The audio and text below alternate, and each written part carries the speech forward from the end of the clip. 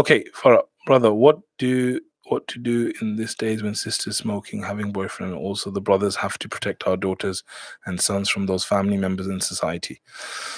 Yeah, I think society is very difficult. I heard this thing once. They said that don't protect your children, prepare your children. Okay, and I thought that was quite deep. Don't protect your children, prepare your children. So I think that's quite a wonderful thing, that we need to realize that the world we're living in now is a very tough world. Like I said, we have to prepare our children from it, right? We have to make them realize what's good, what's bad. And the best way, like I said, I love Islam. The best way to do that is to connect the people to Islam, connect our families, our children, to connect them to Allah, make them love doing good, make them love doing things that please Allah, and instill this stuff in them, you know.